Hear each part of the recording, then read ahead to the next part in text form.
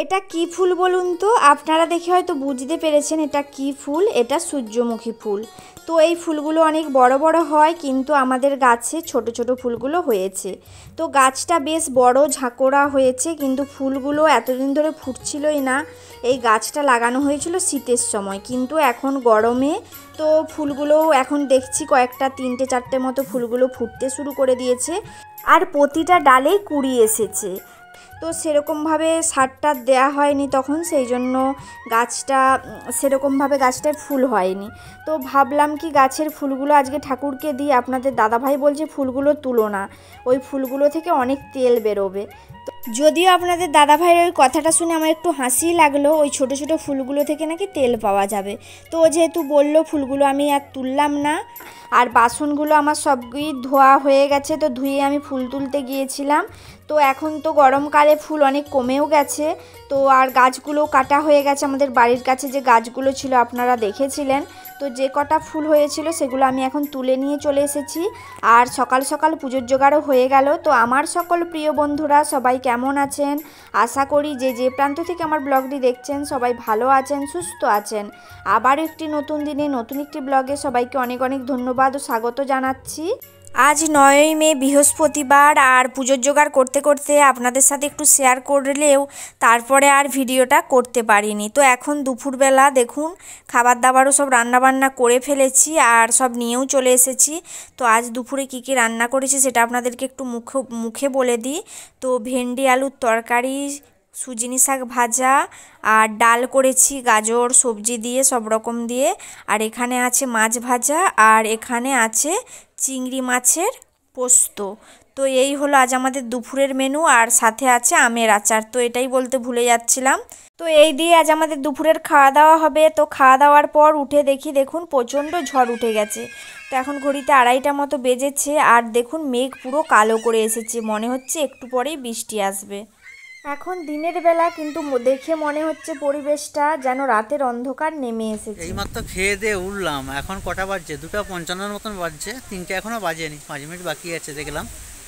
তো খেয়ে দিয়ে উঠতেই দেখি চারপাশটা একবারে অন্ধকার, মানে দিনের বেলা রাতের অন্ধকার নেমে আসছে। ঝড়ও উঠছে, কিছুক্ষণের মধ্যেই হয়তো বৃষ্টিও হতে পারে। মেঘটা কালো হয়ে আসছে, দেখতে পাচ্ছেন আপনারা, মেঘটা কালো হয়ে আসছে। তো এই জন্য বাচ্চারা আবার আনন্দ করছে, চিৎকার করে নাচছে। যাই হোক, বাইরে বেরিয়ে আসলাম।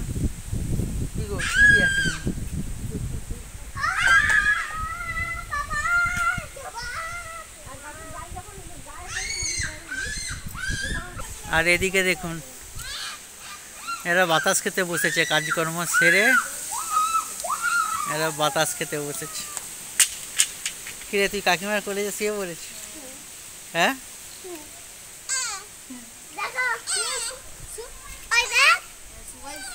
সবাই শুয়ে পড়বি এখানে নাকি?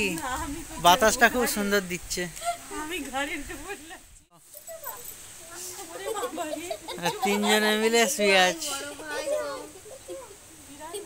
কি অবস্থা ওদের!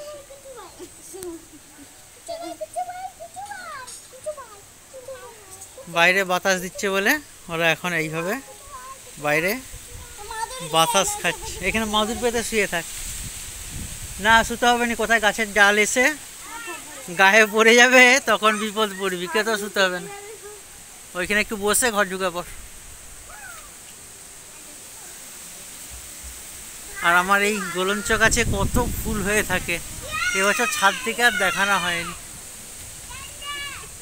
গোলঞ্চ গাছের ফুল। আমি এবছর গোলঞ্চ গাছের ফুল পারি কিভাবে দেখাবো আপনাদেরকে। তাহলে এই গাছের ডাল বা নারকেলের কিছু এসে পড়লে এমন লাগবে না, এখানে শুয়ে থাকবি, শুয়ে থাকতে থাকতে এখানে গাছের ডালটা এসে পড়ে যাবে গায়ে, তখন ছুটতে পারবি না। ঠিক আছে, চলো পরে কথা বলবো। তো আপনারা দেখতে পেলেন বাইরে বসেছিলাম, বাচ্চারাও খেলছিল।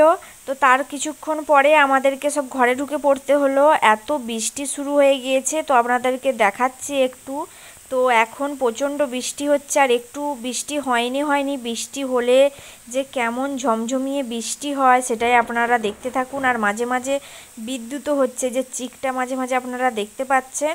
তো এখন আমরা রুমের মধ্য থেকে জানালা দিয়ে একটু ভিডিওটা করেছিলাম, সেইটাই আপনাদের সাথে এখন শেয়ার করছি। তো আর কি বলুন তো, গাছগুলো এতদিন প্রচণ্ড রোদের জন্য মানে কীরকম হয়ে গিয়েছিল, আর সব গাছে তো জল দেওয়া সম্ভব হয় না।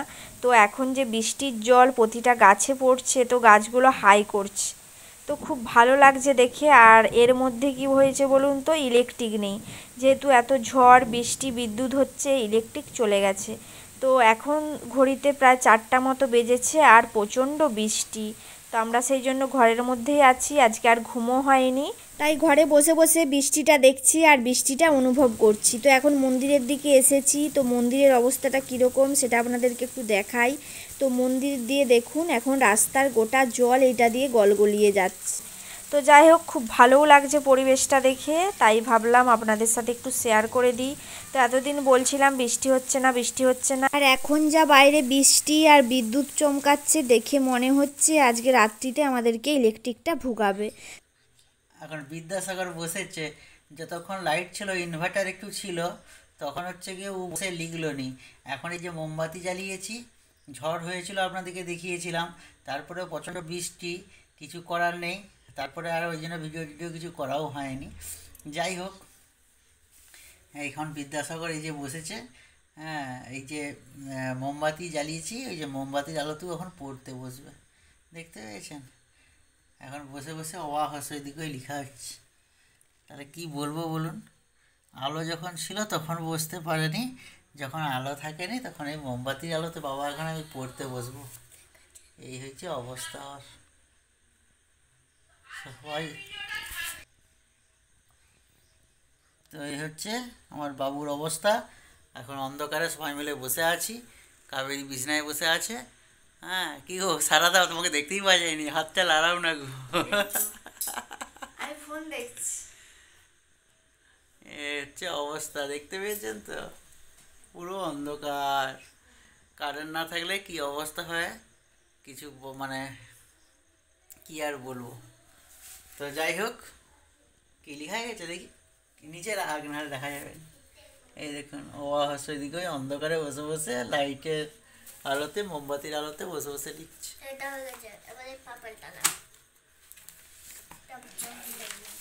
তো যাই হোক, এখন আর কিছু বলছি না, চোখ যেন জ্বলছে আমার, অন্ধকারে কেমন চোখ জ্বলছে।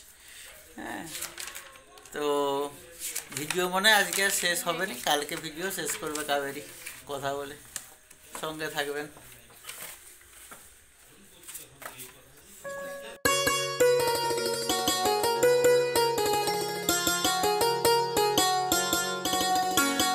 সুপ্রভাত বন্ধুরা, গতকাল রাতে ইলেকট্রিক অনেক রাত করে এসেছিল, তাই আর আপনাদের মুখোমুখি হতে পারিনি।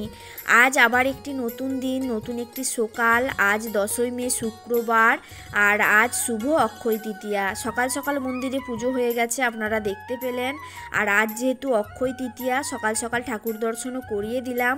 আর ঈশ্বর সবার মঙ্গল করুন এই প্রার্থনা জানাই এই শুভ দিনে।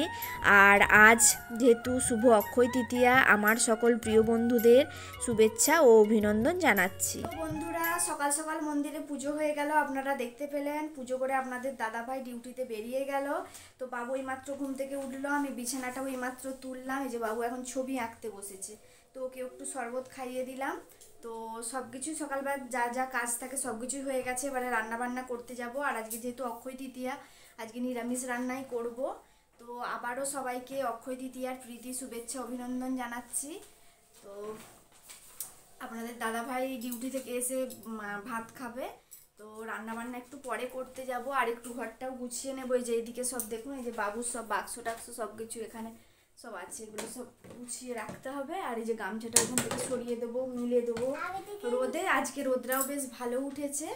তো যাই হোক, কাল থেকে ব্লগটা কন্টিনিউ করছি, আর ব্লগটা বড় করব না, এখানেই ব্লগটা শেষ করে দিচ্ছি। আজকের ব্লগটা কেমন লাগলো আপনারা কমেন্ট করে জানাবেন, ভালো লাগলে একটা লাইক করবেন, নতুন বন্ধুরা অবশ্যই সাবস্ক্রাইব করে পাশে থাকবেন। পুরনো বন্ধুদের অসংখ্য অসংখ্য ধন্যবাদ আমাদের পাশে থাকার জন্য। সবাই ভালো থাকুন, সুস্থ থাকুন, পরবর্তী ব্লগে দেখা হবে। আজকের মতো এই পর্যন্তই, টাটা।